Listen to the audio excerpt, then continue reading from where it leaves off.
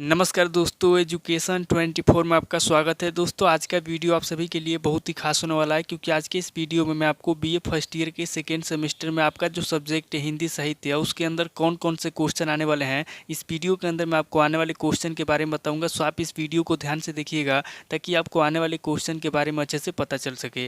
तो आइए बिना किसी देरी के हम लोग शुरू करते हैं और सबसे पहले अति लघु उत्तरीय प्रश्नों के बारे में जानते हैं। तो यहाँ पे अति लघु उत्तरीय प्रश्नों में पहले प्रश्न की बात की जाए तो यहाँ पे आपका पहला प्रश्न दिया हुआ है, शोध के चरणों पर संक्षिप्त टिप्पणी लिखिए। पहला प्रश्न कह रहा है जो शोध है, यहाँ पे आपको शोध के चरणों पे संक्षिप्त में टिप्पणी लिखना है। अब अगली क्वेश्चन की बात की जाए तो यहाँ पे आपका दूसरा क्वेश्चन दिया हुआ है, यूनिकोड के लाभ बताइए। दूसरा क्वेश्चन कह रहा है जो यूनिकोड है उसके क्या लाभ हैं, यहाँ पे आपको यूनिकोड के लाभ बताना है। अब अगली क्वेश्चन की बात की जाए तो यहाँ पे आपका तीसरा क्वेश्चन दिया हुआ है, श्रव्य दृश्य सामग्री का क्या उद्देश्य है। तीसरा क्वेश्चन कह रहा है जो श्रव्य दृश्य सामग्री है उसका क्या उद्देश्य है, यहाँ पे आपको श्रव्य दृश्य सामग्री का उद्देश्य बताना है।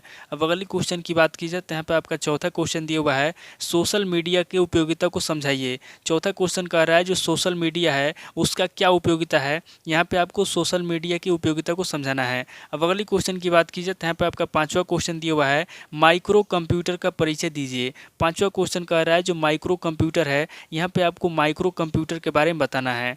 अब अगली क्वेश्चन की बात की जाए तो यहाँ पे आपका छठा क्वेश्चन दिया हुआ है, इंटरनेट के प्रयोग से उत्पन्न समस्याएं बताइए। छठा क्वेश्चन कह रहा है जो इंटरनेट के प्रयोग से उत्पन्न समस्याएं हैं, यहाँ पे आपको उत्पन्न समस्याओं के बारे में बताना है। अब अगली क्वेश्चन की बात की जाए तो यहाँ पे आपका सातवां क्वेश्चन दिया हुआ है, कंप्यूटर की पीढ़ियों पर संक्षिप्त टिप्पणी लिखिए। सातवां क्वेश्चन कह रहा है जो कंप्यूटर की पीढ़ियाँ हैं, यहाँ पे आपको कंप्यूटर की पीढ़ियों के बारे में बताना है। अब अगली क्वेश्चन की बात की जाए तो यहाँ पे आपका आठवां क्वेश्चन दिया हुआ है, किन रचनाओं का पलवन संभव है। आठवां क्वेश्चन कह रहा है कि कौन कौन सी ऐसी रचनाएं हैं जिनका पलवन संभव है, यहाँ पे आपको बताना है कि किन रचनाओं का पलवन संभव है। अब अगली क्वेश्चन की बात की जाए तो यहाँ पे आपका नवा क्वेश्चन दिया हुआ है, संक्षेपण क्या है। नवा क्वेश्चन कह रहा है कि संक्षेपण क्या है, यहाँ पे आपको संक्षेपण के बारे में बताना है। अब अगली क्वेश्चन की बात की जाए तो यहाँ पे आपका 10वां क्वेश्चन दिया हुआ है, अधिसूचना का क्या आशय है।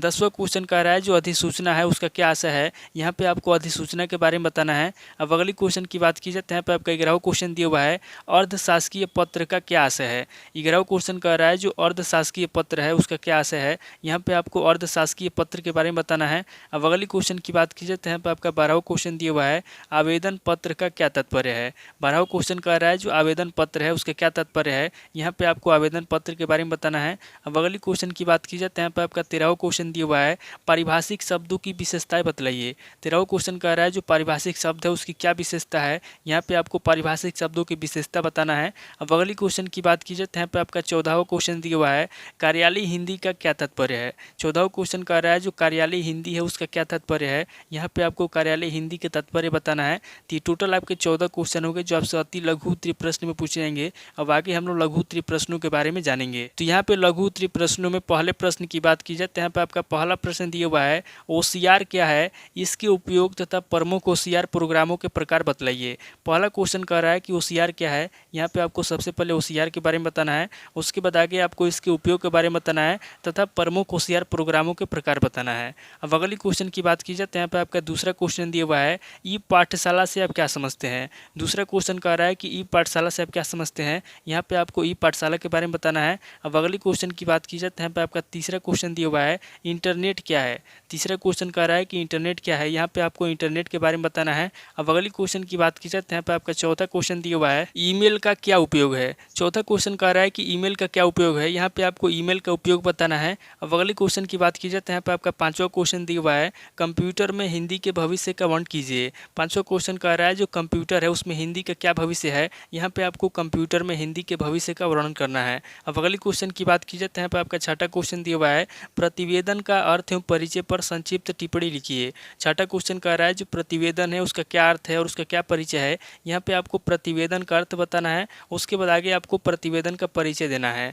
अब अगली क्वेश्चन की बात की जाए तो यहाँ पे आपका सातवां क्वेश्चन दिया हुआ है, संक्षेपण के भेद स्पष्ट कीजिए। सातवां क्वेश्चन कह रहा है जो संक्षेपण है उसके कौन कौन से भेद है, यहाँ पे आपको संक्षेपण के भेद बताना है। अब अगली क्वेश्चन की बात की जाए तो यहाँ पे आपका आठवां क्वेश्चन दिया हुआ है, टिप्पण के उद्देश्यों को बतलाइए। आठवां क्वेश्चन कह रहा है जो टिप्पण है उसके क्या उद्देश्य है, यहाँ पे आपको टिप्पण के उद्देश्यों को बताना है। अब अगली क्वेश्चन की बात की जाए तो यहाँ पे आपका नवा क्वेश्चन दिया हुआ है, आदेश की अवधारणा स्पष्ट कीजिए। नवा क्वेश्चन कह रहा है जो आदेश है उसकी कौन कौन सी अवधारणा है, उसकी अवधारणा क्या है, यहाँ पे आपको आदेश की की अवधारणा को बताना है। अब अगले क्वेश्चन की बात की जाए तो यहाँ पे आपका 10वां क्वेश्चन दिया हुआ है, व्यक्तिगत अनौपचारिक पत्र क्या है। 10वां क्वेश्चन कह रहा है कि व्यक्तिगत अनौपचारिक पत्र क्या है। यहाँ पे आपको व्यक्तिगत अनौपचारिक पत्र के बारे में बताना है। अब अगली क्वेश्चन की बात की जाए तो यहाँ पे आपका 11वां क्वेश्चन दिया हुआ है, पारिभाषिक शब्दावली की विशेषताएं बतलाइए। 11वां क्वेश्चन कह रहा है जो पारिभाषिक शब्दावली है उसकी क्या विशेषता है। यहाँ पे आपको पारिभाषिक शब्दावली की विशेषता बताना है। अब अगले क्वेश्चन की बात की जाए तो यहाँ पे आपका 12वां क्वेश्चन दिया हुआ है, कार्यालयी हिंदी के विभिन्न प्रकारों को संक्षेप में बतलाइए। 12वां क्वेश्चन कह रहा है जो कार्यालयी हिंदी है उसके कौन कौन से विभिन्न प्रकार हैं। यहाँ पे आपको कार्यालयी हिंदी के विभिन्न प्रकारों को संक्षेप में बतलाना है। तो ये टोटल आपके 12 क्वेश्चन होंगे जो आपसे लघु उत्तरीय प्रश्न में पूछे जाएंगे। अब आगे हम लोग दीर्घ उत्तरीय प्रश्नों के बारे में जानेंगे। तो यहाँ पे दीर्घ उत्तरीय प्रश्नों में पहले प्रश्न की बात की जाए तो यहाँ पे आपका पहला प्रश्न दिया हुआ है, कार्यालयी हिंदी की संकल्पना पे प्रकाश डालिए। पहला प्रश्न कह रहा है जो कार्यालयी हिंदी है यहाँ पे आपको कार्यालयी हिंदी की संकल्पना पे प्रकाश डालना है।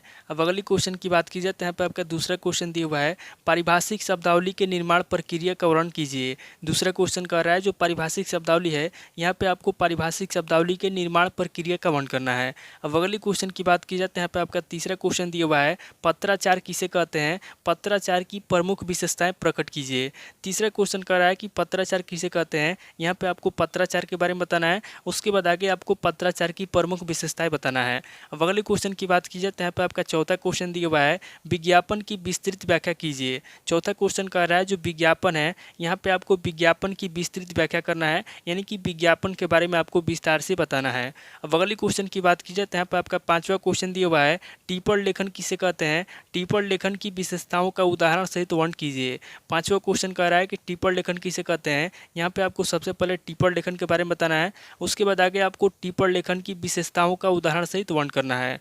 अब अगले क्वेश्चन की बात की जाए तो यहाँ पे आपका छठा क्वेश्चन दिया हुआ है, कंप्यूटर का सामान्य परिचय दीजिए। कंप्यूटर के इतिहास एवं उसके विशेषताओं का वर्णन कीजिए। छठा क्वेश्चन कह रहा है जो कंप्यूटर है यहाँ पे आपको सबसे पहले कंप्यूटर का सामान्य परिचय देना है। उसके बाद आगे आपको कंप्यूटर के इतिहास बताना है और उसके विशेषताओं का वर्णन करना है। अब अगले क्वेश्चन की बात की जाए तो यहाँ पे आपका सातवां क्वेश्चन दिया हुआ है, ई पुस्तकालय का क्या अर्थ है, ई पुस्तकालय के महत्व, लाभ तथा हानि पे प्रकाश डालिए। सातवां क्वेश्चन कह रहा है कि ई पुस्तकालय का क्या अर्थ है, यहाँ पे आपको सबसे पहले ई पुस्तकालय का अर्थ बताना है। उसके बाद आगे आपको ई पुस्तकालय के महत्व, लाभ तथा हानि पे प्रकाश डालना है। अब अगली क्वेश्चन की बात की जाए तो यहाँ पे आपका आठवां क्वेश्चन दिया हुआ है, हिंदी भाषा की विभिन्न फांटों का विस्तार पूर्वक वर्णन कीजिए।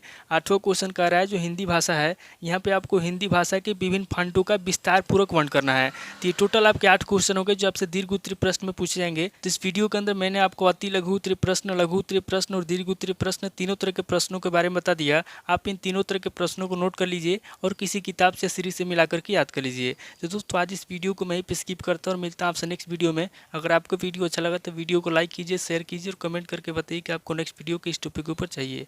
थैंक यू दोस्तों।